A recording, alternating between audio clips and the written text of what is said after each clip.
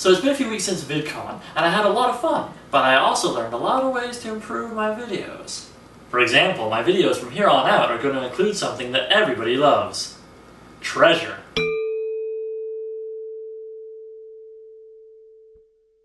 Welcome back to In a Handful of Minutes, the show where we review everything else.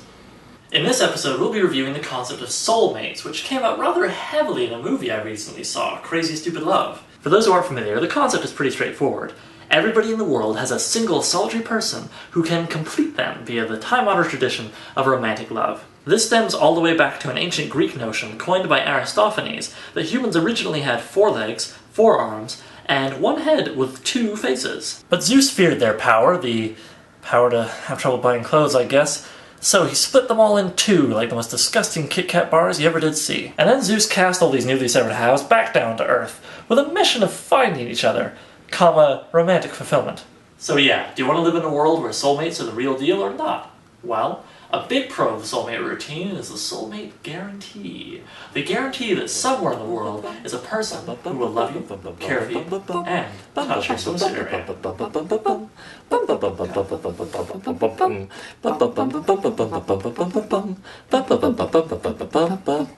But there are some seriously problematic implications here. As of my writing this sentence, Professor Google says the total human population is 6,775,235,700. If only one of those is your soulmate, then what exactly are you supposed to do if you're a 17-year-old boy in Nebraska whose soulmate is a 79-year-old deaf and blind lady with a lizard for a butt who lives in Siberia?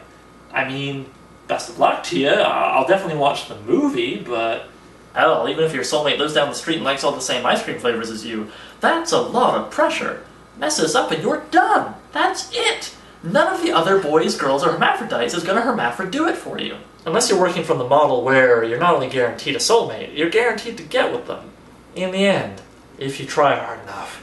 Which is kind of a dangerous idea when you think about it. It can cause a lot of frustration for people chasing a soulmate, or for a soulmate-e who might disagree as to their soulmate status. Oh, and if you're a stalker, it can be a great source of motivation.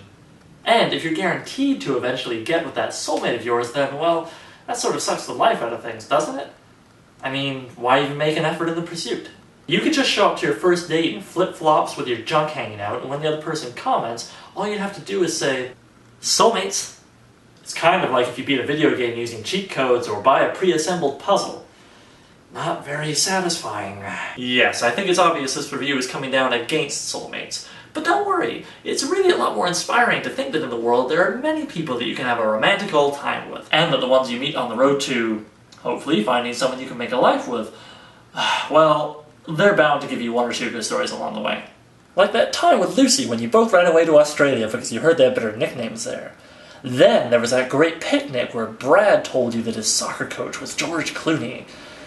Oh, that was that one time with Olga where she farted so badly we had to call the police. Hey guys, Joe's on vacation this week, so you get my horrible face. As you can tell, I needed a break from the usual format from the show, but hopefully you still liked it. Let me know in the usual places. Yeah, anyways, more episodes to come, la-di-da, and hopefully more exciting news in the weeks to come. Don't